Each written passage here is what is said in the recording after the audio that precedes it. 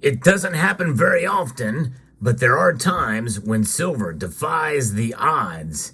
And today is one of those days. We'll talk about it and why it's so important for you to take notice as we explore.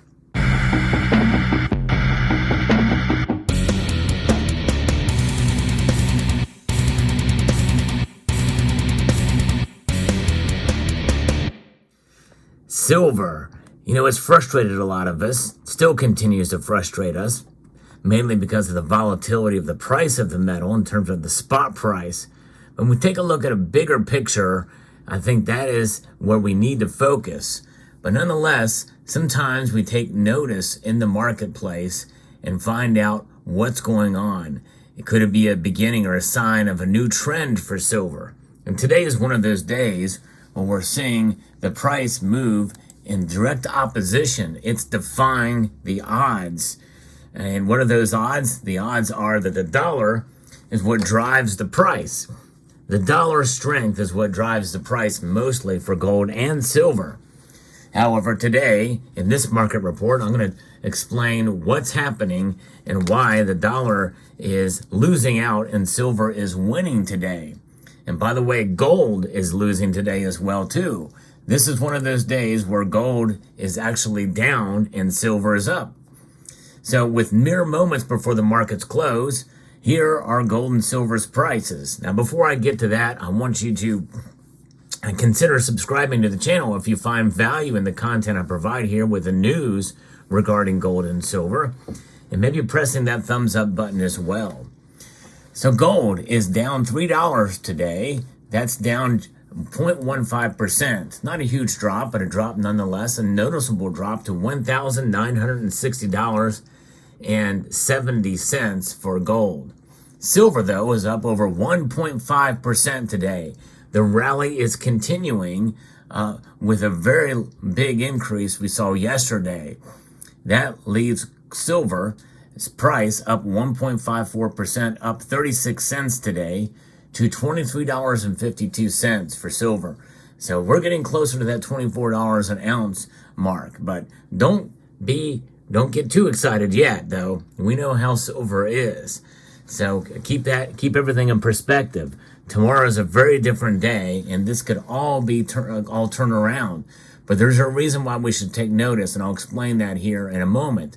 The first thing to consider here is that silver is going in the opposite direction of gold, and it's also going and moving along and up with the platinum group metals. All three metals, platinum, palladium, and rhodium, are up well over 1%, with rhodium up over 5% today. So that is the first thing that I want you to take note of here with silver and how it's moving in a sense as an industrial metal with those metals. But is that the complete picture? No, it is not. Because what are the other metals doing? The base metals are actually up only marginally. These metals are all priced by the pound. Copper is actually down a little bit today, just ever so slightly. Nickel, though, is up ever so slightly today. And aluminum is flat. No movement at all in rhodium's price. Zinc is up and lead is down. And uranium is up. So it's a mixed bag with the commodities, with the base metals. Crude oil, though, however, is down over 2% today.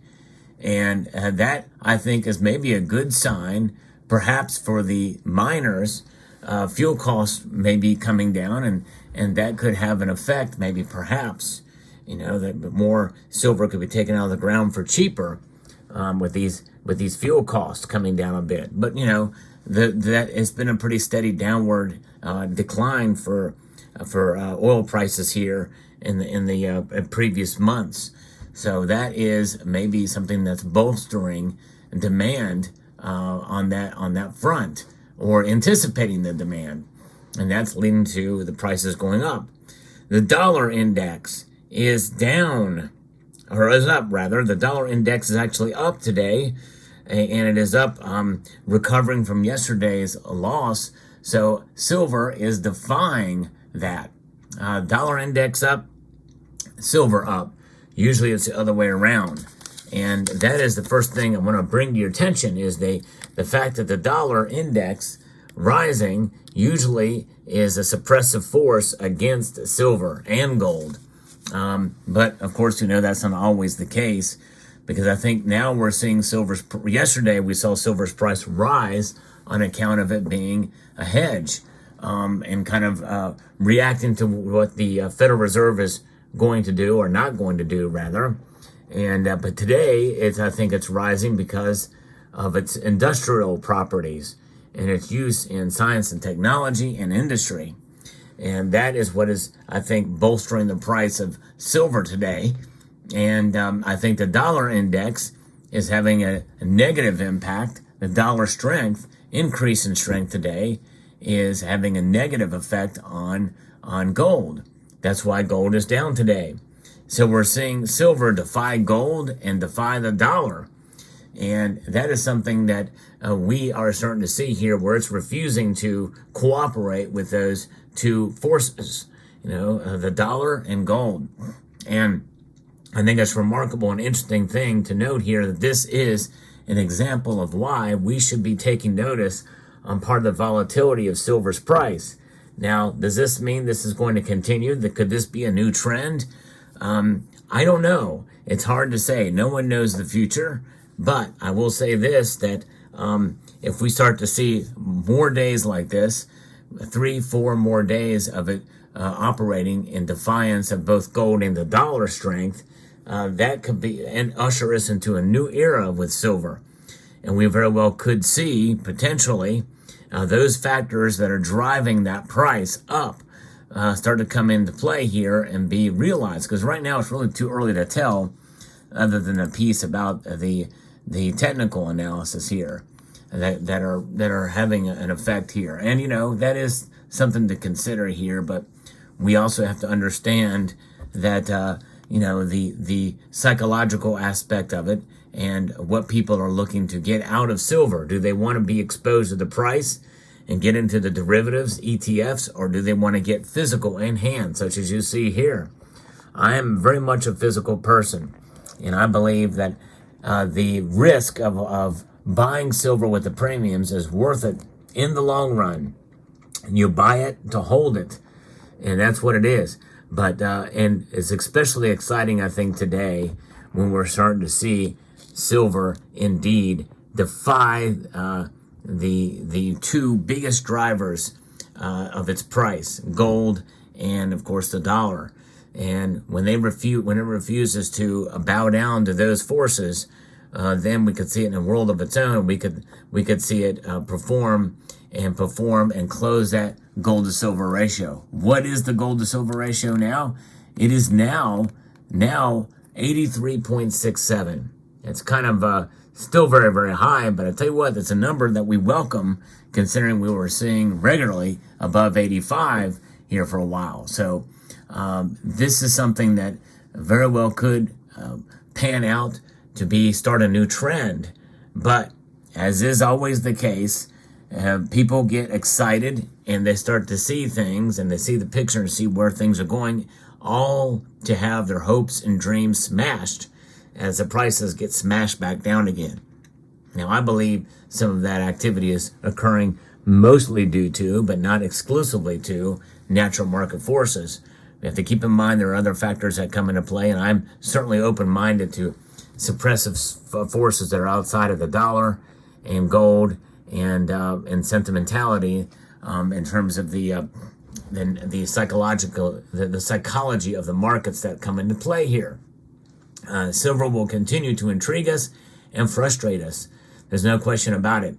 But I'm seeing more and more comments on my channel from folks who believe that silver is not a hedge against inflation. I may actually do a poll question about that.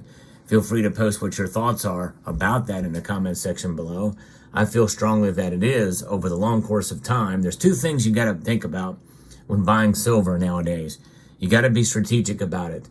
Utilize some variation of dollar cost averaging, and another factor is time. It takes time to realize and to be able to achieve silver as a hedge against economic instability, which includes inflation and also, yes, deflation.